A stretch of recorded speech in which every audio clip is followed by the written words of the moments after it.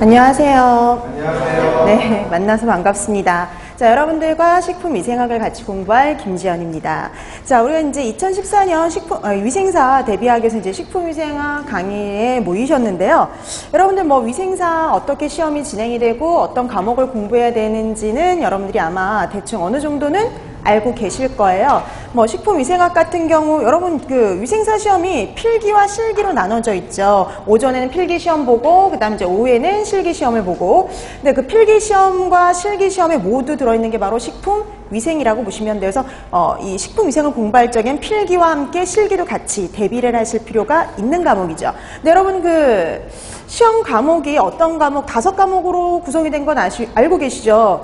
뭐 들어보셨을 텐데 1교시는 여러분 환경위생 보고요. 그 다음에 환경위생이랑 법교랑 곤충학을 같이 보죠. 근데 이 과목들이 다 합치면 몇 문제냐면 120문항이에요. 그렇죠? 문항수로는 120문항이고요. 그 다음 이제 2교시에 가면은 어떤 과목을 보냐면 이제 나머지 과목이죠. 공중보건하고 누굴 보냐면 식품위생이요. 네, 이때 이제 식품위생을 보는데 식품위생은 50문항이에요. 50문항이고 그럼 공중보건이 40문항에서 총 90문항입니다. 여러분 문항수는 이런데 시간은 어떤지 아시죠? 1교시는 90분 만에 그 다음에 2교시는 70분 만에 시험을 다 끝내셔야 돼요. 근데 그렇다고 여러분 뭐 주위에 뭐 선배나 아니면 시험을 보신 분들이나 이런 분들한테 물어보면 시간이 부족해서 문제를 다 못 풀었다 이런 말은 못 들어보셨을 거예요. 그만큼 120문항을 90분에 그 다음에 90문항을 70분에 풀 만큼 시간이 충분합니다. 그러니까 문제 다 풀고 그 다음에 여러분들이 답안지 작성할 때까지요 충분한 시간이 있어요. 그만큼 문제가 어떻다는 걸까요? 단순해요. 그래서 식품위생학도 마찬가지로요. 아주 긴 문항의 문제보다는 단순한 문항의 문제가 좀 더 많이 출제가 돼서 문제를 읽고 여러분들이 바로 답을 찾을 수 있는 것들이 대다수라 보시면 돼요. 그래서 그런 식품위생 같은 경우에도요. 단순한 그런 문항의 문제가 80%예요. 그냥 단순 암기식이죠. 단순 암기식의 문제가 한 80% 정도씩 이제 출제가 되고요. 그 다음에 이제 조금 생각할 문제가 나오긴 해요. 생각할 문제가 한 20%. 근데 이 생각할 문제가 어느 정도 수준의 문제냐에 따라서 합격률이 조금씩 달라질 수가 있어요. 그래서 지난 2013년도죠. 2013년도 같은 경우에는 합격률이 좀 다른 때보다 어떤 편이었냐면 낮은 편이었어요. 여태까지 그 전에 2008, 2009, 2010, 2011, 2012 이렇게 시험을 계속 봤을 때 한 40, 50% 정도의 합격률이었죠. 40, 50%의 합격률이어서 그렇게 낮은 편이 아니었습니다. 국가고시 쪽에서 그렇게 낮은 편이 아니에요. 40, 50%면 뭐 웬만큼 이제 다른 애들도 이제 요 정도 되는데요. 그러니까 40%도 이제 40% 후반대, 50% 초반대 요 정도 됐거든요. 근데 작년에는 36.7%로 그냥 툭 떨어졌어요. 그러니까 다른 때보다 한 10% 정도 합격률이 떨어졌다고 보시면 돼요. 그래서 왜냐면 새로운 종류의 문항들이 좀 많이 나왔어요. 그러니까 새로운 나 이런 거 들어보지 못한 것 같은데. 그러니까 사람들이 막 이제 혼란스러운 거죠. 시험 보는 학생들이 긴장도 하고 있는 데다가 혼란스러웠어요. 이렇게 새로운 시도의 문항들이 이렇게 종종 보이고 안 봤던 것 같은 그런 뉘앙스의 문제들이 나오고 그러다 보니까 이렇게 혼란스럽다 보니까 좀 합격률이 좀 낮아진 편이라고 보시면 돼요. 그래서 근데 이렇게 합격률이 낮으면 그 다음에는 다시 또 합격률이 올라가기도 해요. 문항이 조금 더 쉬워질 수도 있거든요. 근데 어떻게 됐든 어렵든 쉽든 여러분들이 하시려면 이제 우선 기본적으로 단순한 것들이 제일 많이 나옵니다. 이것만 여러분들이 잘 잡으셔도 충분히 합격을 하실 수가 있어요. 그리고 또 식품위생은요 어려운 과목은 아니에요. 암기할 게 많아서 문제인 과목이지 막 되게 어렵게 출제되거나 뭐 계산을 막 심도 깊게 해야 되거나 이런 문제는 거의 나오지를 않습니다. 그래서 여러분들이 열심히 하시고 그 다음에 중요한 것들 위주로 잘 암기해 두시고 문제를 풀어 두시게 되면요 어렵지 않게 고득점을 획득할 수 있는 과목이 식품위생이라고 생각하시면 돼요. 그 다음에 여러분 이건 이제 총 합치면 210항이잖아요. 근데 여러분 이 중에서 60% 126점 이상을 획득하시면 합격이에요. 근데 여러분 60% 이상 점수를 획득하신 분들 중에 각 40% 이상을 맞추셔야 돼요. 그러니까 여러분 모든 과목이 과락이에요. 모든 과목 5과목이 다 과락 과목이기 때문에요. 이 중에 하나라도 40% 이상을 받지 않으시면은 합격이 될 수가 없어요. 근데 식품위생은 솔직히 40% 이상, 그러니까 20문항 이상은요, 누구나 맞힐 수 있어요. 평균이 30점은 넘어가니, 평균이 보통 한 30점 정도 됩니다. 그래서 여러분들이 식품위생은 여태까지 나왔던 것들 있죠.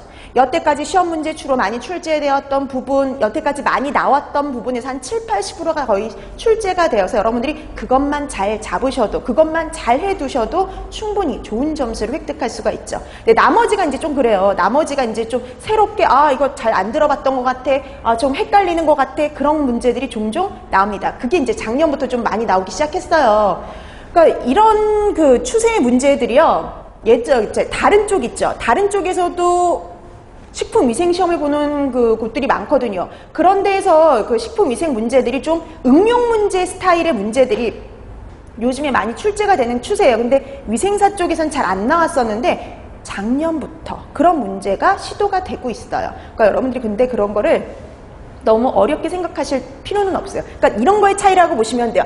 나중에 우리가 이제 뒤에 가서 화학성 식중독을 배울 텐데요. 그때 이제 강조하는 것 중에 하나가 뭐가 있느냐면 우리가 보니까 과일이나 주스 통조림 있죠. 그런 과일이나 주스 통조림 이런 데서 용출되기 쉬운 금속은 예전부터 많이 나오던 문항의 문제예요. 자, 과일이나 주스 통조림에서 주로 용출된다. 그럼 누구냐면 주석이에요. 통조림 내부를 도금하기 때문에 주로 주석이 용출이 돼요. 그럼 옛날 문제 스타일이 이거잖아요. 그러니까 작년 문제 스타일은 이거였어요.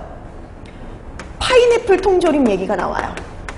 파인애플 통조림을 사가지고 따놓은 다음에 뚜껑을 연 다음에 일주일 후에 먹었대요. 자, 그랬을 때 문제가 될 수 있는 유해금속을 찾아라. 이게 시험 문제예요. 근데 문제 스타일이 바뀌었지만 물어보는 건 똑같죠. 이게 과일 통조림이었던 게 뭘로 바뀐 거예요? 파인애플 통조림으로 바뀐 거 그거 하나밖에 없는 거예요. 여러분들 이런 식으로 문제의 유형의 스타일이 조금은 바뀌었다라고 생각하시면 돼요. 근데 어떻게 됐든 여러분들이 이 파인애플 통조림이 과일 통조림이라고 알면은 주석이란 걸 찾는 게 어렵지가 않겠죠. 그래서 여러분 이렇게 문제의 유형이 조금 새로워졌다고 해서 겁내실 필요는 없고요. 여러분들이 했던 것들을 잘 잘 해뒀다가 하시면 크게 어려움은 없을 거예요. 자, 그 다음에 여러분 또 식품위생은 필기뿐만이 아니라 또 무슨 공부도 해야 되냐면 실기도 해야 돼요. 여러분 실기는 세 과목을 보는 거죠. 세 과목이 합쳐져 있어요. 환경위생이랑 식품위생이랑 그 다음에 곤충학이요. 그래서 요 세 개 합쳐져서 50문항이 출제가 돼요. 50점 만점이죠. 근데 이거를 60% 이상을 맞아야지 합격이요. 30점 이상이요. 근데 문제가 아주 어렵지 않아요. 여러분들 이 식품위생이 그래서 여기도 들어가 있고 여기도 들어가 있죠. 근데 여기에 식품위생과 여기에 식품위생이 크게 다른 건 없어요. 근데 약간 물어보는 게 달라진다 그런 차원이라고 생각을 하시면 되는 겁니다. 그러니까 예를 들어 이거예요. 우리가 이제 뭐 뒤에 가서 장염 비브리오균을 배우겠지만 뭐 장염 비브리오균에 대한 설명으로 뭐 옳은 것을 찾아라, 옳지 않은 것을 찾아라. 이게 바로 이론에서 나오는 문제예요. 필기에서 나오는 문제예요. 근데 실기에서는 그림과 사진이 나온다는 거예요. 그림과 사진. 그러니까 예를 들어서 우리가 장염 비브리오를 이렇게 배우거든요. 그람 음성에 편모가 있는, 단모성 편모가 있는 간균이다. 이렇게 배워요. 그럼 시험 문제 이걸 찾으면 돼요. 필기에는. 근데 실기에는 이렇게 주어지죠. 그림이 나오죠. 사진이 나와요. 간균 나오고 편모가 하나 나오고 얘에 해당하는 균을 찾아라. 이게 바로 실기의 시험 문제입니다. 그럼 여러분 이걸 알면 이것도 찾아낼 수가 있겠죠. 그러니까 여러분 필기와 실기의 공부는 따로 가는 게 아니라요. 같이 간다라고 생각하시면 돼요. 그래서 대다수 그 실기에 필요한 이론 내용들은 다 어디에서 설명을 할 거냐면 필기를 진행하면서 웬만한 이론 내용들은 다 설명을 할 거예요. 그 다음에 이제 나중에 조금 부족한 부분은 실기에 가서 더 설명을 합니다. 그래서 주로 필기 위주로 공부를 하셔도 충분히 실기를 실기 문제를 푸실 수가 있어요. 그냥 그림, 사진, 그 다음에 그래프 이런 것들이 그냥 좀 더 문제가 많이 출제가 되는구나. 그 정도 생각을 해두시면 됩니다. 자, 그래서 식품위생은 그래서 이제 필기 위주로 이제 수업이 진행이 되지만 나중에 가서 먼저 실기 문제를 가르쳐 드리긴 하겠지만 필기에서 공부를 다 하면 실기는 웬만한 문제는 다 푸실 수 있다라고 보시면 될 것 같아요. 그 다음에 여러분 또 식품위생은 어떻게 수업이 진행이 될 거냐면요. 이론 위주로 수업이 진행이 될 거예요. 그래서 이론에서 중요한 부분, 여러분들이 반드시 알아야 될 부분 이런 것들은 조금 설명을 드리고요. 그 다음에 이제 솔직히 이제 그 문제집 여러분 다 받아보셨을 거 아니에요. 문제집은 강의를 듣지 않는 학생도 어느 정도 스스로 다 공부를 할 수 있도록 문제에 답과 설명이 친절히 달려 있어요. 그렇기 때문에 제가 그냥 뭐 문제를 그냥 1번부터 그냥 쭉 풀어드릴 필요가 없습니다. 여러분들이 한번 문제를 풀어보셔야 되는 거죠. 그래서 주로 이론 위주로 수업이 진행이 되고요. 문제는 유형을 보는 거예요. 이런 식의 유형의 문제가 나올 수가 있습니다. 예전에 이런 식의 문제가 많이 출제가 됐습니다. 그래서 출제 경향과 유형 정도 살펴드릴 거예요. 그래서 문제를 볼 적엔 문제 유형과 그냥 경향을 시험 문제에 출제된 그런 경향을 여러분들이 파악을 해두시면 됩니다. 그 다음에 항상 여러분들에게 강조하는 건 그래요. 복습이 가장 중요하죠. 그래서 오늘 했던 내용들은 집에 가셔서 반드시 복습을 하시고 문제를 풀어두시면 됩니다. 수업 시간에 그냥 경향과 아니면 어떻게 문제를 풀어야 되는지 그런 것들을 가르쳐 드렸으니까 여러분들이 문제를 통해서 정리하시고 예전에 많이 나왔던 특히 시험 문제 많이 나왔던 애들은 반드시 숙지를 하고 넘어가시면 되겠죠. 자, 그럼 이제 오늘은 첫 번째 시간이니까 식품위생학 처음부터 나가야 되겠는데요. 여러분 그 식품위생학 시작하는 첫 페이지 보면 차례가 쭉 나와 있어요. 우리가 크게 5파트로 나눠가지고 식품위생을 공부를 하는데요. 식품의 위생의 개요에서는 말 그대로 개요를 설명한 거기 때문에 되게 짧아요. 별 내용 없어요. 그래서 보통 여기에서는 평균 한 문제? 그 정도 나올까 말까. 그래서 평균 한 문제 정도가 출제가 된다 보시면 돼요. 그 다음에 식품과 미생물 파트 같은 경우에는 한 10문제에서 20문제 정도 출제가 됩니다. 작년에도 꽤 나왔어요. 그래서 미생물과 무생물 물어보는 문제라든지 보존법 물어보는 문제라든지 소독법 이런 것들이 간단하게 출제가 됐었죠. 그래서 10문항에서 한 20문항 정도 평균적으로 나와요. 그 다음에 이제 제일 많이 나오는 게 식중독 파트예요. 네, 제일 많이 나오는 게 아무래도 식중독 파트라 보시면 돼요. 식품위생이죠. 식품과 관련된 위생은 가장 중요한 포인트가 아무래도 식중독일 수밖에 없어요. 그 다음에 가장 범위도 많고 내용도 제일 많습니다. 자, 그러다 보니까 20문항에서 한 25문항까지 많게는 그 정도로 좀 많이 출제되는 편이에요. 다른 곳들에 비해서. 자, 그 다음에 이제 식품과 감염병, 기생충 질환. 여러분, 솔직히 감염병은요, 공중보건에서도 좀 나와요. 그러다 보니까 식품위생에선 비중이 좀 낮은 편입니다. 그러니까는 이제 아예 안 나오는 건 아니지만 비중이 좀 낮은 편이에요. 그래서 감염병과 기생충 합쳐서 한 5문제에서 한 10문제. 그러니까 식중독보다 훨씬 적게 나오죠. 그래서 5문제에서 한 10문제 정도, 그 정도 생각하시면 되겠고요. 그다음에 식품 첨가물은 5문제 정도, 5문제 전후로 해서 그 정도 출제가 돼요. 그러니까 이렇게 딱 보면 이제 어디에 좀 더 집중을 해서 공부하셔야 될지 그런 것들이 나오겠죠. 자, 그래서 오늘은 첫 시간이니까요. 식품위생의 개요부터 하나씩 차근차근 나가도록 하죠. 자, 식품위생의 개요는 말 그대로 식품위생이 뭐냐 그 정의 내리는 거에서부터 이제 가장 전반적인 내용을 다루고 있는 파트인데요. 여러분 거기 한번 보세요. 식품위생의 정의, 식품과 관련된 정의가 나왔죠. 여러분 식품 많이 들어보셨죠? 자, 식품하면 우리나라 법규에서 어떻게 식품을 정의하고 있냐면요. 의약품으로 섭취하는 것을 제외한 모든 음식물이요. 모든 음식물이긴 모든 음식물인데 누구는 제외된다고 보시면 되냐면 의약품은 제외다. 이렇게 생각하시면 되죠. 자, 그 다음에 두 번째 식품위생의 정의가 나오는데요. 이건 예전에도 좀 종종 시험 문제 나왔던 거예요. 잊을만 하면, 그러니까 자주 나왔던 건 아니지만 잊을만 하면 한 번씩 나왔던 문제가 바로 식품위생의 정의와 관련된 문제라고 보시면 되겠어요. 자, 그럼 우선 먼저 WHO의 정의를 보시면은요. 식품의 원료를 생육하고 생산하고 제조하는 거에서부터요. 마지막 사람이 섭취하기까지 모든 단계에서요. 식품의 안전성, 건전성, 완전 무결성을 확보하기 모든 수단을 가지고 우리가 뭐라고 그러냐면 식품위생 이렇게 얘기를 해요. 되게 구체적으로 정의를 내려놓고 있죠. 그래서 이렇게 WHO의 정의도 몇 번 시험 문제 나와서 한 번이 아니에요. 몇 번이요. 2번 이상이 시험 문제 나온 적이 있어요. 자, 그 다음에 우리나라 위생법에서는 정의를 어떻게 내려고 있느냐. 식품위생이라는 건 식품 첨가물, 기구, 용기, 포장을 대상으로 하는 음식물에 관한 위생이다. 여기서의 포인트는 대상이에요. 그러니까 우리나라 법규에서 이렇게 식품위생의 정의가 나온다 그러면 대상이 주로 나왔어요. 대상 물어보는 거. 그러니까 우리나라의 위생법에는 식품위생의 대상이 잘 정리가 되어 있죠. 그러니까 대상을 물어보는 게 종종 나왔었습니다. 몇 번 나왔어요, 얘도. 자, 그래서 여러분 식품위생의 대상을 알아두시면 돼요. 그래서 식품에 들어가는 첨가물, 기구, 용기, 포장까지가 다 식품위생의 대상이 되는구나. 이 정도 확인해 두시면 되는 거죠. 그래서 여러분 왜 여러분들이 나중에 법규 시간에 이제 법규를 보다 보면 이런 말 되게 많이 보거든요. 식품 등 여러분 뭐 법규 보다면 이렇게 표시된 거 되게 많지 않아요? 식품 등 그 등에 빠져 있는 애가 바로 누구냐? 첨가물, 기구, 용기, 포장이라고 보시면 돼요. 자, 그래서 우리나라 위생법에서는 대상을 잘 기억을 해두시면 되겠습니다. 자, 그래서 WHO의 정의선 전반적인 정의를 다 기억을 해두시면 되는 거고요. 그 다음에 우리나라 법에서는 대상을 잘 확인해 두시면 되겠어요.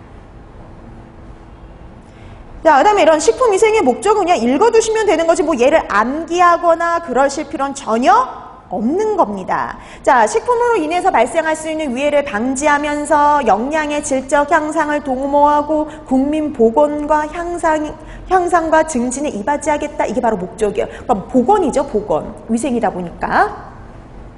자, 그래서 여러분 식품위생과 관련해서 요 정의가 제일 중요하고요. 여태까지 제일 많이 나왔던 파트라 보시면 돼요. 그래서 식품위생의 정의 요거 두 가지는 확실히 알아두시면 되겠습니다. 자, 그 다음에 식품의 위해 요인은 이런 것이 있구나 라는 정도만 파악을 해두시면 돼요. 그냥 뜻만 알아두시면 돼요. 내인성, 외인성, 유기성이 뭐구나 그 말뜻 정도만 기억할 정도만 되시면 돼요. 구분만 되면. 자, 내인성이라는 건 식품 자체에 함유되어 있는 유해 성분들을 말을 해요. 그러니까 식품 자체에 함유되어 있는 성분, 뭐 대표적인 게 뭐 보고독 같은 경우죠. 보고독 같은 거 우리가 집어 넣은 게 아니지만 자기가 스스로 원래 자체가 갖고 있는 거죠. 그런 게 바로 내인성이, 내인성이 그런 거구나 라는 감만 잡아두시면 돼요. 말뜻만 알아두시면 됩니다. 그 다음에 외인성이라는 건 외부로부터 들어온 것 이렇게 생각하시면 돼요. 외부로부터 들어온 거예요. 대다수가 여기에 해당이 되겠죠. 뭐 식중독균이라든지 기생충이라든지 여러 가지 화학 물질이라든지 대다수가 바로 여기에 들어가는 거죠. 자, 그럼 여러분 유기성이 또 있어요. 원래 갖고 있던 것도 아니고 외부로부터 오염된 것도 아니고요. 유기성은 중간에 생성이 되는 겁니다. 우리가 제조하는 과정 중에 아니면 가공하는 과정 중에 가열하는 과정 중에 생성되는 물질이 바로 유기성 위해 요인 이렇게 보시면 돼요. 가장 대표적인 게 여러분 그 말 들어보셨어요? 탄 음식을 많이 먹으면 암에 걸린다고요. 네, 원래 음식에는 안 들어있지만 음식이 타게 되면요 발암성 물질이 생성이 됩니다. 그게 바로 유기성 위해 요인이라고 보시면 돼요. 그런 게 이제 누가 있는지 뒤에 가면 나오겠죠. 자, 그래서 여기서 그냥 내인성, 외인성, 유기성이 뭐구나 그냥 그 단어 정도를 구분하실 수 있으면 되겠습니다. 자, 그다음에 이제 식품의 위생과 관련해서 몇 가지 이제 전반적으로 여러분들이 파악해야 될 것들이 조금 나오는데요. 첫 번째 나오는 게 위생적인 식품의 취급이요. 근데 이건 솔직히 좀 실기 파트에서 봐두실 부분이요. 그래서 나중에 이제 뭐 실기에서도 요 파트가 나오겠는데요. 실기에서 나올 적엔 요 파트를 생략해 버릴 겁니다. 그러니까 지금은 한번 보고 그냥 넘어가는 거예요, 같이. 자, 그러면 위생적인 식품을 취급하기 위해서는 원료 보관실, 제조 가공실, 조리 포장실은요. 청결하게 관리를 해야 됩니다. 이건 뭐 당연한 거죠. 그래서 여러분 이런 말 들어보셨죠? 오염과 비오염 구역으로 나눠진다. 그래서 오염과 비오염 구역으로 나눠서 구획해서 관리를 해야 되죠. 자, 그 다음에 두 번째, 부패, 변질되기 쉬운 애들은요, 냉장, 냉동시설에서 보관, 관리를 해야 됩니다. 그러니까 여러분, 기본은 그럼 이거죠. 냉장과 냉동의 기준을 알아두셔야죠. 여러분, 보통 우리가 냉장한다. 그럼 몇 도에서 이렇게 보관하는 게 냉장이에요? 0에서 10도씨. 이거 이제 실기에 나옵니다. 그런데 근데 너 별거 아닐 것 같지 않아요? 근데 여기 실기 문제로 나올 때가 있어요, 종종. 0에서 10도씨요. 그래서 0에서 10도씨에 보관하는 게 우리가 보통 냉장이죠. 그래서 우리 우유 같은 거 사면 뒤에 보관 방법, 보관 요령이 이렇게 나와요. 0에서 10도씨로 냉장 보관하세요. 예, 우리나라의 냉장은 0에서 10도씨라고 보시면 돼요. 자, 그러면 냉동은 얼마 이하로 보관해야 되냐면 영하 18도씨 이하로 보관하는 게 바로 냉동이에요. 그래서 여러분 이거 잘 볼 수 있는 게 요즘에 많이 먹는 아이스크림들요. 그래서 아이스크림들 보관 요령 보면 영하 18도씨 이하에서 보관해라 이렇게 되어 있습니다. 그래서 냉장과 냉동의 기준 이런 것들이 기본이죠. 자, 그 다음에 3번 식품 등의 보관, 운반, 진열 시에는요 보존이나 유통 기준에 적합하도록 관리하는 거 당연하고요. 냉장, 냉동시설, 운반시설은 항상 작동이 돼야 되죠. 네, 뭐 당연한 것들이에요. 자, 그 다음에 식품의 제조, 가공, 조리, 포장을 할 적에는요 뭘 꼭 착용하도록 되어 있냐면 위생모를 착용하도록 되어 있죠. 그래서 위생모를 착용하는 등 개인위생관리를 철저히 해야 됩니다. 이것도 이제 나중에 실기 가면 다 나와요. 자, 그 다음에 5번째, 제조, 가공 해서 최소 판매 단위로 식품 또는 식품 첨가물을 포장해서 이제 판매하는 경우에는요, 허가를 받지 않고 신고를 하지 않고 포장을 뜯어서 분할 판매를 할 수가 없어요. 우리 마음대로요, 나눠서 판매를 할 수가 없다라고 보시면 돼요. 신고하지 않고는요. 자, 그 다음에 6번 보시면 기계, 기구 및 음식기는요, 사용 후에 반드시 뭘 해야 되냐면 세척, 살균을 하도록 되어 있어요. 법에 그렇게 다 정해져 있어요. 그 다음에 어류, 육류, 채소류를 취급할 적에 칼, 도마는 각각 구분해서 사용을 해야 됩니다. 그러니까 여러분, 어류용, 육류용, 채소용 이런 식으로 나눠서 구분해서 사용해야 된다는 거죠. 그런 애들은 다 교차 오염을 방지하기 위한 것들이라 보시면 돼요. 자, 그 다음에 7번째, 유통기한이 경과된 식품은 절대 진열하거나 보관해서는 안 되겠죠. 너무 당연한 것들 아니에요? 이런 것들, 이것도 이제 실기에서 예전에 문제가 한번 나온 적이 있어요. 그러니까 자주 나오는 건 아닌데, 그러니까 여러분들 이거 같은 경우에는 한번 읽어두시면 되죠. 읽어서 나중에 뭐 보기로 나왔을 때 맞는지 틀린지, 옳은 문장이 아닌지 정도만 구분하실 수 있으면 돼요. 그러니까 이런 것들은 암기하실 필요 없이 그냥 한번 읽어두시면 되는 파트인 거죠. 그래서 나중에 이거 같은 경우는 필기가 아니라 실기에서 나오는 파트니까 실기에서 한번 읽어두시면 되겠습니다. 자, 그 다음에 식품 중에 독성 검사와 관련된 내용이요. 자, 독성과 관련된 내용도 간단하게만 확인하고 넘어가는데 여러분 많이 들어보셨을 거예요. 급성, 아급성, 만성 독성 시험이요. 자, 급성 독성 시험이다, 아급성이다, 아니면 만성이다. 이걸 나누는 기준이 있죠. 여러분 이 나누는 기준은 뭐에 따라서 나눠지냐 하면 시험 기간에 따라서요. 자, 급성 같은 경우는 1, 2주 짧게 보는 거죠. 가장 짧게. 그 다음에 아급성은 한 달 내지 3달 정도 흰지가 대상 일정에. 그 다음에 만성은 1, 2년 장기적으로 검사하는 게 바로 만성 독성 시험이에요. 자, 그래서 아급성, 급성, 아급성, 만성은요, 보통 기간에 따라서 나눠진 거라 보시면 됩니다. 자, 그럼 급성 먼저 한번 보세요. 급성. 한 번 투여하는 거야. 한 번 비교적 다량을 투여해서요, 그 독성을 검사하는 거다. 이렇게 보시면 돼서 보통 1, 2주 정도 관찰을 합니다. 1, 2주. 그래서 1, 2주 검사하는 게 바로 급성 독성 시험이에요. 그러니까 얘는 얼마나 독성이 강하냐? 그거 알아보기 위한 실험이다. 이렇게 보시면 돼요. 그래서 이 독성이 강한 걸 표현을 할 때 최소치사량, 반수치사량, 반수치사 농도 이렇게 표현을 하지만 여러분 제일 많이 들어본 건 뭐예요? 반수치사량. 맞아요. 반수치사량을 제일 많이 들어봤죠. 보통 이걸로 표현하니까요. 그 3가지 표현은 다 쓸 수 있지만 보통 여러분들이 가장 많이 들어본 게 반수치사량이죠. 이걸로 보통 표시를 합니다. 반수치사량 우리가 뭐라고 그러느냐면 LD 50. 그러니까 여러분 이 약자 정도는 알고 가셔야죠. LD 50 나오면 아, 이거 반수치사량이구나. 이거요. 그럼 반수치사량이라는 건 말 그대로 실험동물의 몇 프로예요? 50%죠. 실험동물의 50% 딱 절반을 치사시킬 수 있는 양을 의미하는 거죠. 그럼 여러분 LD50이 뭔지 정도 파악을 하시면 돼요. 근데 여기도 나오지만 또 다른 과목에서 또 나옵니다. 그러니까 한 번 확실히 알아두시면 좋죠. 자, 그래서 LD50 하면 반수치사량이고요. 실험동물의 50%를 치사시킬 수 있는 양, 이 정도는 파악하시면 돼요. 위생에서 딱 그 정도만요. 그러면 여러분 한번 생각해 보세요. A라는 물질이 있는데 A라는 물질과 B라는 물질이 있는데요. 각각 보니까 A라는 물질은 LD50이 1이었어요. 그 다음에 B라는 물질은 LD50이 100입니다. 그럼 누가 독성이 더 강한 걸까요? A가 독성이 더 강해요? B가 독성이 더 강한 거예요? 네. A가 독성이 훨씬 더 강한 거예요. 자, 이거 왜 그러냐면 A는 어때요? 1만 있어도요, 실험동물의 50%를 다 죽일 수 있어요. 근데 B라는 애는요, 실험동물의 50%를 죽이려면 몇 개나 필요하냐면 100이나 필요하다는 소리거든요. 그렇기 때문에 A가 훨씬 독성이 강한 겁니다. 그래서 또 하나 여러분들이 위생에서 파악할 거는 LD50은 수치가 작으면 작을수록 독성이 강하다. 이 정도만 파악하시면 돼요. 뭐 LD50을 구하라 이런 문제는 솔직히 여기에선 나오진 않으니까 요 정도 파악을 해두시면 됩니다. 위생에서는. 그래서 LD50 수치가 적으면 아, 독성이 강한 거구나 라는 정도까지.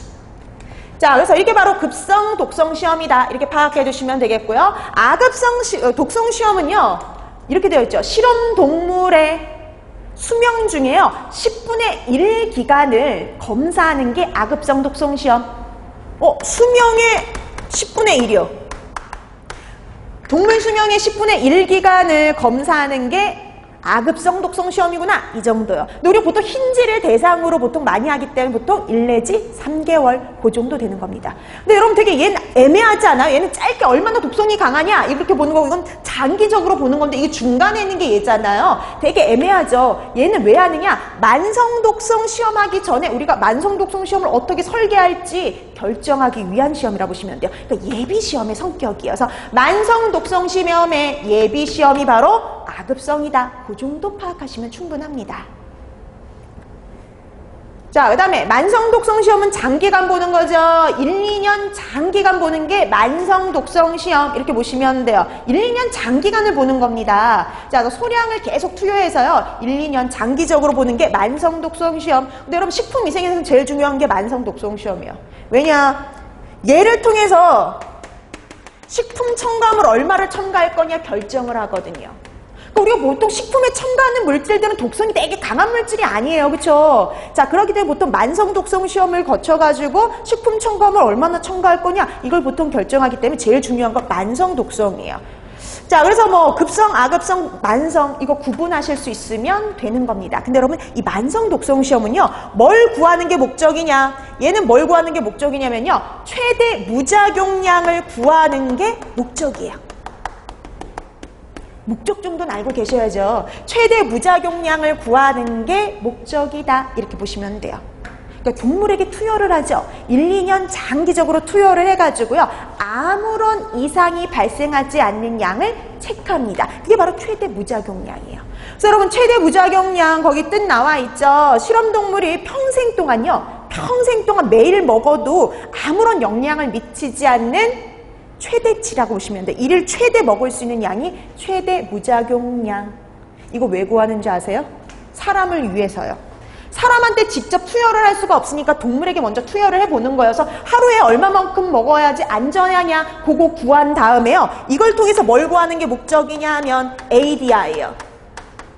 일일 섭취 허용량을 구하는 게 목적이야. 이게 바로 이제 사람이 먹을 양이죠. 사람이 먹을 양. 자, 사람이 먹을 양인 ADI를 구하기 위해서 바로 이 최대 무작용량이라는 걸 구하게 됩니다. 그럼 여러분 ADI는 동물이 대상이 아니라 누구예요? 사람이 기준이 되는 거죠. 그러니까 사람이 평생 동안 매일 먹어도 문제가 되지 않는 양이라 보시면 돼요. 그래서 일일 섭취 허용량 사람이 일생 동안 평생 동안 먹어도 바람직하지 않은 영향이 나타나지 않은 하루 섭취량이에요. 하루 최대 섭취량.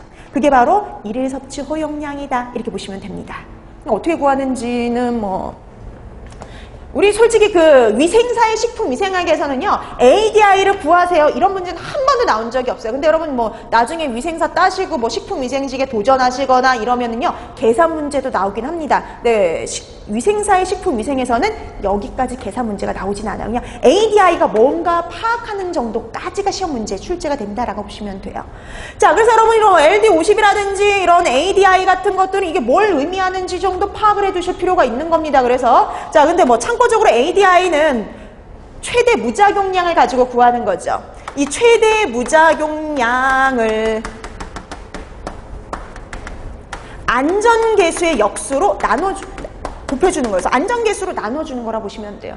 안전계수는요, 왜 설정을 하냐면요, 이건 동물을 대상으로 실험한 거죠. 그래서 사람하고 동물이 차이가 나니까 그런 개체 차이. 그 다음에 사람마다 뭐가 존재할 수 있냐면 개인차가 존재할 수가 있거든요. 그래서 개체차 10배, 그 다음에 개인차 10배. 그래서 보통 100으로 설정을 하죠. 그래서 보통 안전계수는 100으로 설정을 합니다. 일반적인 경우.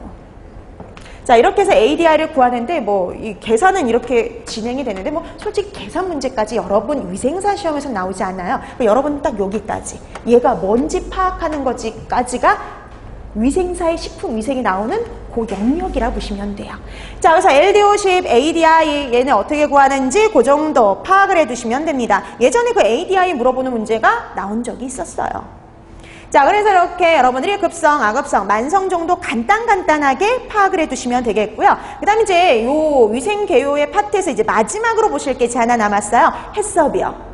그러니까 여러분 해썹 같은 경우 다른 데서는요 되게 구체적인 문제가 되게 많이 나와요. 응용 문제도 나오고 되게 구체적인 문제도 나오고 그러는데 여러분 파트에서는 되게 단순한, 위생사에서는 되게 단순한 문제만 거의 물어본다고 보시면 돼요. 정의 쭉 주어지고 얘가 뭐냐? 그럼 했어. 위의 요소 중점 관리 기준 그거 찾는 거 아니면 7원칙 찾는 거 정도라고 보시면 돼요. 그러니까 여러분들이 그 정도 파악을 해두실 필요는 있죠. 근데 계속 그 문제가 나왔었으니까 솔직히 여러 번 그런 문제가 반복적으로 나왔어요. 그럼 이제 좀 다른 파트에서도 나올 수 있으니까 조금 더 나올 수 있는 걸 조금 확대를 해봤어요. 자, 그러면 가장 기본적인 것들만 몇 가지 훑고 넘어갑니다. 해석과 관련해서. 자, 해석하면 HACCP 이렇게 쓰죠. 자, HACCP 그러면 길게 하면요. 하자드 어널리시스 크리티컬 컨트롤 포인트예요. 우리말로 바꾸면 식품 이외 요소 중점 관리 기준 요겁니다. 근데 저번에 시험 문제에 이런 게 나왔어요. 식품 위해 요소 중점 관리 기준을 찾으세요. 뭐 찾는 거였을까요? HACCP.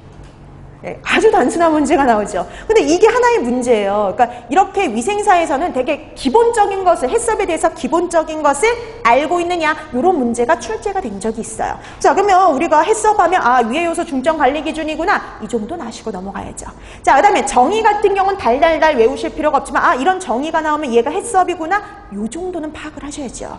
자, 그러면 뭘 가지고 우리가 해썹이라고 얘기를 하느냐, 식품의 원료, 제조, 가공, 보존, 유통의 전 과정에서요, 위험물질이 해당 식품에 혼입되거나 오염되는 것을요, 사전에 방지하기 위해서 각 가정을 중점적으로 관리하는 기준이다, 이렇게 보시면 돼요. 그러니까 우리 처음부터 끝까지 다 관리하는 거죠. 전 과정을 다 관리하는데요, 위의 요소가 들어가고 난 다음에 관리를 하는 게 아니라요, 사전에 차단을 하는 겁니다. 아예 처음부터 위의 요소가 들어가지 못하게 사전에 차단하기 위한 제도가 바로 해썹이다. 그게 바로 해썹의 포인트예요. 자, 그럼 이런 해썹은 어떻게 구성이 되어 있느냐? 이건 되게 알고 보면은요, 해썹이라는 단어를 알면 어떻게 구성이 되어 있는지를 금방 알 수가 있어요. 해썹 하면 이렇게요. 이렇게 나눠져요. HA와 CCP로 이렇게 나눠지는 겁니다. 자, H 하면 하자드 어널리시스, 위의 요소 분석 요거 하고요. 그 다음에 CCP 하면 중점 관리점. 자, 이렇게 두 가지로요. 중요 관리점 이렇게요. 자, 그래서 위의 요소 분석과 중요 관리점 CCP로 나눠진다라고 보시면 되는 거죠. 자, 위의 요소 분석 말 그대로 위해가 될 만한 요소를 분석해 내는 것, 이렇게 생각하시면 돼요. 그 위해가 될 만한 요소는요, 크게 세 가지예요. 생물학적, 화학적, 물리적, 이런 위해 요소들을 분석해 내는 것이다, 이렇게 보시면 되죠. 자, 그 다음에 중요 관리점 CCP는요, 위해 요소를요, 예방하거나 제거하거나 아니면 허용 수준 이하로 감소시킬 수 있는 단계 내지는 공정을 의미를 해요. 이런 애들은 중점적으로 관리하겠다, 이런 얘기입니다. 그래서 여러분들 아마 학교 다니실 때 식품위생은 다 한 번씩 공부도 하시고 또 해썹은 또 따로 이렇게 또 공부를 많이 하셨을 거예요. 그래서 해썹에 대해서 많이 들어보셨을 텐데 기본적인 사항들이잖아요. 정말 지금 하고 있는 것들이. 그런 것들이 위생사에서 나올 가능성이 있으니까 기본적인 사항은 반드시 알아두실 필요가 있어요. 그래서 이렇게 HA와 CCP로 구성이 되더라, 이렇게 보시면 됩니다. 그 다음 해썹 지원 프로그램이라는 게 나오는데요. 해썹 지원 프로그램, 위생사 시험에서는 여태까지 한 번도 안 나왔지만 다른 쪽의 식품위생시험에서는 간혹 한 번씩 이렇게 출제가 됐던 게 바로 지원 프로그램이에요. 딱 2개밖에 없어요. 2개밖에 없으니까 2개는 반드시 기억해 두시면 좋겠죠. 자, 해썹의 지원 프로그램, 해썹을 계획한 대로 제대로 실행하기 위해서는 말이죠. 해썹을 계획한 대로 제대로 실행하기 위해서는요, 받침이 돼야 될 애들이 있어요. 네, 받침이 될 애들이 GMP 여건하에서 SSOP를 준수함으로써 우리가 해썹을 계획한 대로 수행하는 것이 가능해집니다. 그럼 얘네들이 바로 지원을 해주는 프로그램들이라 보시면 돼요. 자, 그래서 이 지원 프로그램 2가지 확인해 두시면 됩니다. GMP 여러분 책에 나와 있듯이 얘가 바로 적정 제조 기준, 그 다음에 SSOP 표준 위생관리 기준, 얘네들을 바탕으로 해서 우리가 해썹을 진행을 한다, 계획한 대로 수행을 한다, 이렇게 보시면 되는 거예요. 그럼 뭐 적정 제조 기준이라는 건 뭐 그거예요. 우리가 식품을 위생적으로 생산을 하려면 뭐가 필요할까요? 시설과 설비가 필요하겠죠. 그런 시설과 설비에 관련된 기준이 바로 적정 제조 기준이에요. 그러니까 뭐 건물의 바닥이 어때야 되는지, 벽이 어때야 되는지, 이런 것들 있죠. 그런 기준이 바로 적정 제조 기준이에요. 그 다음에 표준 위생관리 기준은요, 말 그대로 우리가 식품과 관련된 위생관리 기준들이에요. 그러니까 우리가 영업장 관리 어떻게 할 거냐, 종업원 관리 어떻게 할 거냐, 아니면 용수 관리 어떻게 할 거냐, 그거와 관련된 기준이 바로 표준 위생관리 기준입니다. 그래서 여러분들이 뭐 가장 기본이 되는 이 두 가지요. 아, 해썹의 지원 프로그램은 요 두 가지가 있구나 라는 정도 알아두시면 됩니다. 자, 그래서 표준 위생관리 기준, 적정 제조 기준이 해썹의 지원 프로그램이다. 그 정도까지만요. 근데 여러분, 나온 김에 여러분 해썹은 어디서 시작됐는지 아세요? 우리나라에선 시작된 지 얼마 안 됐죠. 근데 미국에서는요, 시작이 벌써 50년대 시작이에요. 50년대. 근데 우리나라는 들어온 게 90년대예요. 96년에 처음으로 법에 적용해서 시작을 했거든요. 근데 그 40년 전에 미국에서는 벌써 시행을 처음으로 이제 개발을 했어요. 왜 개발을 했냐면요, 우주 식량 개발하려고. 나사에서 우주 식량, 안전한 우주 식량, 우주인을 위한 식량을 개발하기 위해서 해썹을 처음으로 개발했다라고 보시면 돼요. 여러 번 여기 위생사 시험에서는 나온 적이 없는데요. 다른 쪽에서 한번 나온 적이 있어요. 처음으로 해썹을 시작한 나라는, 그게 시험 문제였어요. 되게 간단하지 않아요? 근데 모르면 못 풀잖아요. 가장 먼저 시행한 나라는 미국이구나. 네, 그 정도는 알아두시면 좋다는 거죠. 자, 그래서 이렇게 지원 프로그램 두 가지 확인해 두시고요. 그 다음에 이제 절차와 7원칙만 남았습니다. 해썹의 절차와 7원칙. 여러분, 해썹은 총 몇 단계로 되어 있는지 아시죠? 12단계. 자, 해썹의 12단계가 이루어져 있어요. 그래서 여러분들 거기 파트에 보시면 해썹은 총 12단계, 12절차로 구성이 되어 있는데요. 준비 단계가 있고요. 실행 단계가 있어요.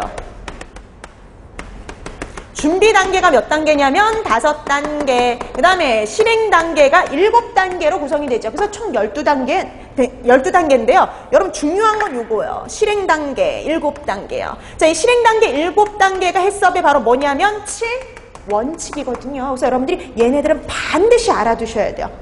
실기에서도 나와요. 저번 실기 문제가 그거였어요. 해썹의 7원칙 중 첫 번째 원칙은. 근데 이게 처음 나온 문제가 아니라 벌써 두 번째예요.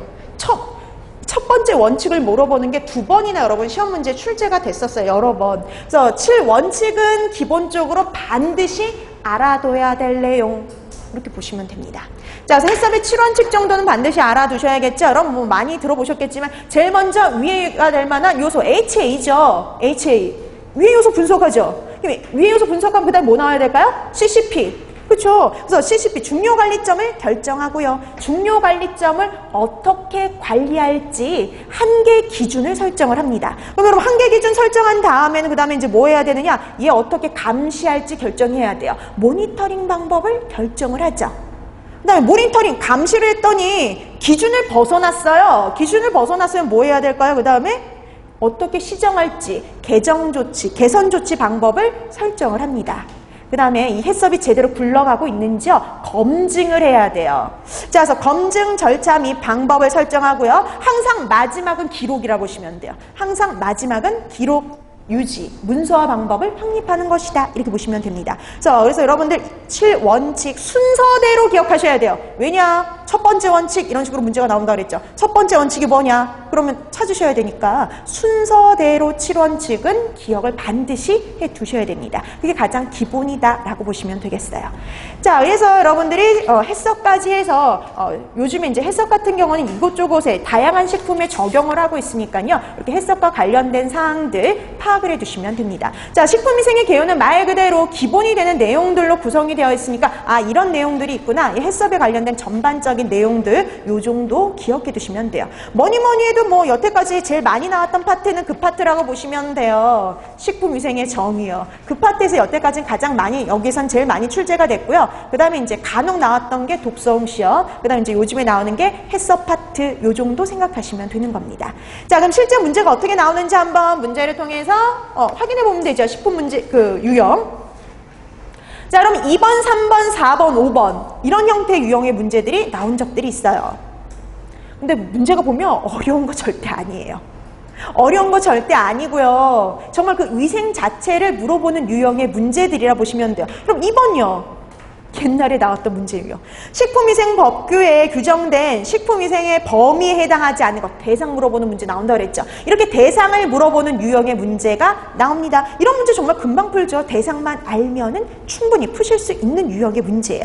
그 다음에 여러분 4번 같은 경우에도 식품위생의 범위 물어보는 문제가 2번과 4번의 유형으로 출제가 됐다는 거죠. 2번 같은 유형으로도 출제가 됐었지만 4번 같은 유형으로도 출제가 된 적이 있어요. 어떻게 됐든 대상만 알면 충분히 푸실 수 있는 문제들, 그렇게 생각하시면 돼요. 그 다음에 5번이요. 식품위생의 정의와 관련된 내용들, 이런 식으로 시험 문제가 출제가 된 적이 한 번 있었어요. 그럼 여러분들이 여기에서 잘못된 거, 옳은 거, 옳지 않은 거, 그거 찾아내시면 되는 거죠. WHO의 정의, 우리나라 법규에 나와 있는 정의, 같이 나와 있는 문제의 유형이라 보시면 돼요. 그러니까 여러분들이 정의에 대해서만 제대로 파악을 하시면 손쉽게 찾을 수 있는 유형의 문제다라고 생각하시면 돼요. 근데 뭐 나온 김에 5번 한번 보고 넘어갈까요? 식품위생의 정의를 설명한 것 중 잘못된 것 찾아라. 그럼 여러분 문제 잘 읽으셔야죠.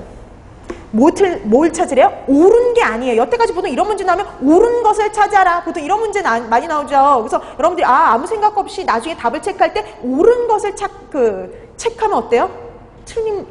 틀려버리는 거죠. 그 문제는 원래 알고 있는 것들 틀려버리는 거예요. 그래서 문제 잘 읽으셔야 돼요. 틀린 것을 찾는 문제입니다. 가부터 보시면요. 식품위생이란 식품 영양에 대한 위생을 말한다. 영양과는 전혀 관련이 없죠. 그 다음에 나를 보시면 식품위생이란 식품의 생육, 생산 및 제조로부터 최종적으로 인간에게 섭취하기까지 이르는 모든 단계에서 식품의 안전성, 건전성, 완전 무결성을 확보하기 위한 모든 수단이다. 이거 어디의 정의예요? WHO의 정의죠. 알아보시면 돼요. 자, 그 다음에 다야. 식품위생이란 식품을 청결히 취급해서 무결점의 음식을 생산하는 게 식품위생이에요? 아니죠. 우리가 이렇게 정의를 내리지 않습니다. 그 다음에 라, 식품위생이란 식품 첨가물, 기구, 용기, 포장을 대상으로 하는 음식에 관한 위생이다. 우리나라 법규에 나와 있는 거죠. 근데 여러분 이거 답이 3번이 되면 절대 안 돼요. 여러분 3번이라고 답 체크하시면 안 되죠. 왜요? 옳은 걸 물어본 게 아니라 뭘 물어봤어요? 틀린 거요. 이런 식으로 실수하면 안 돼요. 그래서 틀린 거 찾으라 그랬으니까 2번이 되는 거죠. 그러니까 여러분들이 알고서 틀리면 곤란하니까 여러분 그거 확인해 두시면 됩니다. 자, 이런 식으로 식품위생의 정의에 관련된 애들이 예전에 종종 이렇게 나왔었다. 이렇게 보시면 됩니다. 그래서 정의만 알면 충분히 푸실 수 있는 유형의 문제 이렇게 보시면 돼요. 자, 6번, 7번 여러분들이 풀어보시고요. 8번 보세요. 8번. 이건 이제 예전 시험 문제인데요. 딱 주죠. 설명 딱 주고 이게 뭐냐 물어보는 문제예요.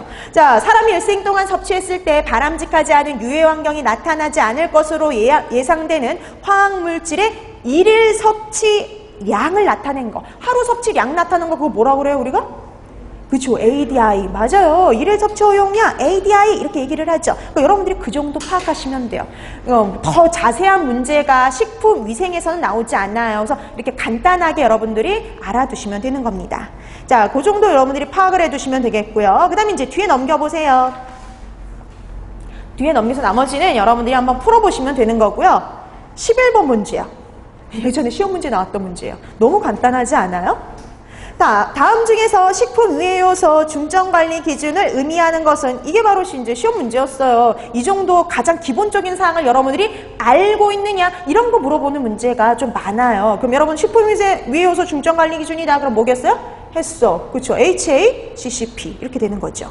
그 다음에 뭐 12번은 여러 번 시험 문제 나오진 않았지만 다른 쪽에서 시험 문제 나왔던 거니까 한번 보면요. 처음으로 시작된 나라, 도입한 나라 어디라고 했어요? 미국이요. 그렇죠. 이런 건 이제 뭐 상식적으로 알아두셔야죠. 자, 그 다음에 13번이 몇 번 나왔던 문제예요. 근데 맨날 왜 1단계만 물어보는지 모르겠어요. 그래서 1단계. 자, 해썹의 그 실행 1단계 행해지는 것은 여러분 실행 1단계라는 게 바로 이거죠. 요거. 그렇죠. 실행 1단계가 바로 이거죠. 7원칙이요. 그래서 실행 단계는 7원칙을 의미한다. 그 정도는 파악하셔야죠. 그래서 실행 1단계는 그럼 누구 찾으셔야 돼요? 위해 요소 분석. 그렇죠. 그거 찾으시면 돼요. 그런데 작년 문제는 이렇게 물어봤어요. 해썹의 7원칙 중 첫 번째 단계는 이래도 답은 뭐예요? 위해 요소 분석. 그렇죠? 그러니까 여러분 문제가 어떻게 나오든 답을 찾아내실 수 있어야겠죠. 지금처럼 실행 1단계를 찾아라. 이래도 답 찾아야 되고요. 7원칙 중 첫 번째 단계를 찾아라. 그래도 찾아내실 수 있으면 돼요. 그러니까 여러분 똑같은 걸 물어봐도요. 문제 유형은 조금씩 바뀔 수가 있어요. 그 정도 알아보실 수 있으면 되는 겁니다. 자, 그다음에 14번 같은 유형도요. 이제 다른 쪽에서 나왔던 시험 문제 유형이라고 보시면 되는데요. 위생사는 아니고 이제 다른 쪽에서 딱 보니까 해썹의 기본적인 위생관리가 효과적으로 수행되는 전제 조건 하에서 중점적으로 관리해야 할 점을 파악해서 집중관리한 시스템이기 때문에 뭐와 뭐가 선행돼야 된대요. 그러니까 이거 뭐예요?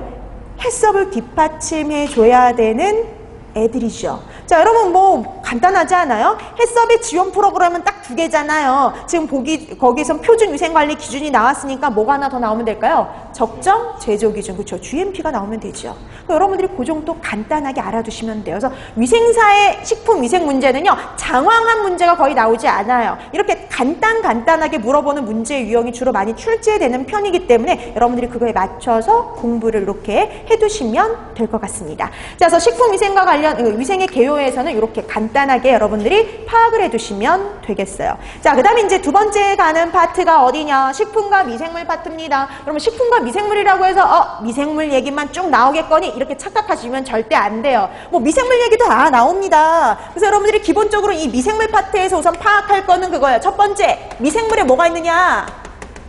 미생물의 종류와 특징이요. 우선 이거 파악하셔야 돼요. 종류와 특징이 뭐가 있는지 요거 파악하시면 돼요. 근데 여러분 여기서 이제 조금 많이 나오는 편이에요.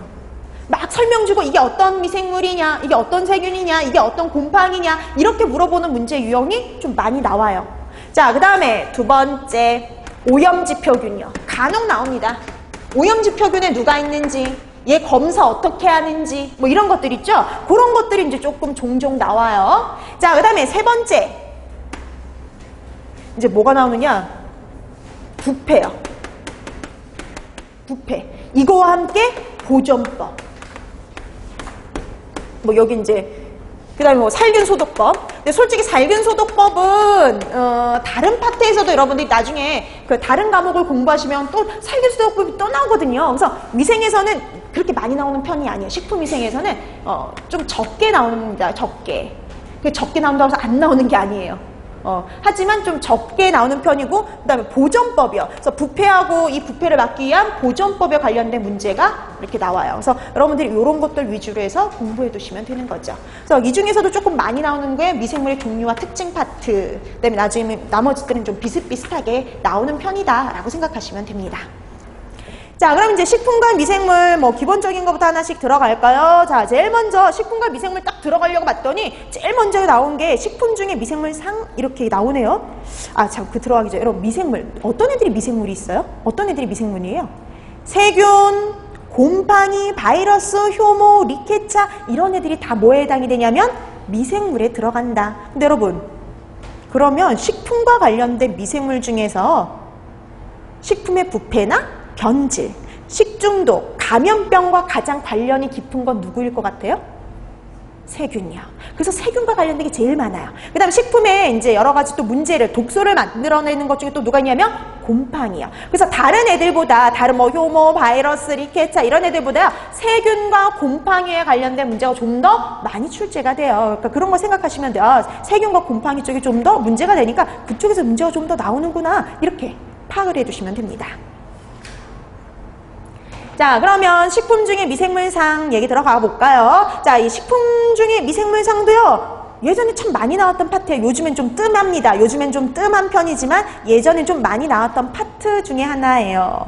자, 그럼 하나씩 볼까요? 자, 우리가 미생물은요, 환경에 적응을 해서요, 특유의 미생물상을 형성을 합니다. 자기들끼리 모여서요. 자, 그 특징을 파악해 두시면 돼요. 특징 파악하기.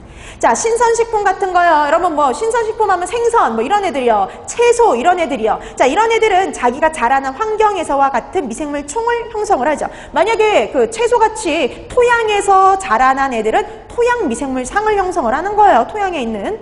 그 다음에 생선처럼 바다에 살고 있는 애는 바다와 관련된 미생물들이 모여있겠죠. 그럼 미생물 상을 형성한다 이렇게 생각하시면 돼요. 자, 그 다음에 시간이 지남에 따라 복잡했던 게 단순해져요. 복잡했던 게 단순해진다는 건 이런 의미예요. 처음에 이렇게 식품이 있으면 식품이 처음에 여러 개의 균이 오염이 돼요. 되게 다양한 균들이 오염되죠. 근데 우세하게 잘 자라는 애들만 남아요. 그럼 처음에는 되게 여러 균이 있었지만 나중에 우세하게 잘 자란 한두 종이 남겠죠. 그만큼 복잡했던 게 어때요? 단순해진다는 거예요. 그 다음 그게 연결이 되는데요. 한두 종이 우세하게 잘 자라는 애만 남는다 그랬죠. 그런 걸 가지고 우리가 뭐라 그러냐면 우점종이다 이런 말을 씁니다. 우점종. 자, 그래서 보통 나중에는 한두 종의 미생물이 우점종으로 존재를 하게 됐죠. 그래서 여러분 가장 대표적인 우점종 어패류잖아요. 어패류의 우점종 들어보셨습니까? 어패류의 우점종이다 라고 하면 가장 대표적인 게 누구예요? 슈도모나스요. 예, 슈도모나스. 걔가 가장 대표적인 우점종이에요. 그러니까 얘 같은 경우도 예전에 시험 문제에 종종 나왔던 애예요. 그래서 어패류의 우점종이다 라고 하면 슈도모나스.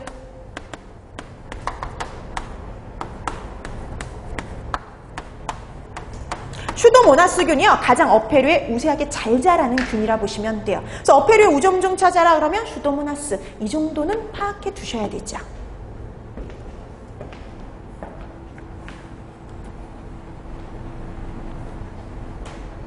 자, 그 다음에 5번 한번 보세요. 5번에 보니까 통기성이 좋은 식품이요. 여러분 통기성이 좋은 식품, 산소와 접촉하기 쉬운 식품이죠. 그런 데에서는 어떤 균이 잘 자라냐면 호기성균이요. 산소를 좋아하는 호기성균이.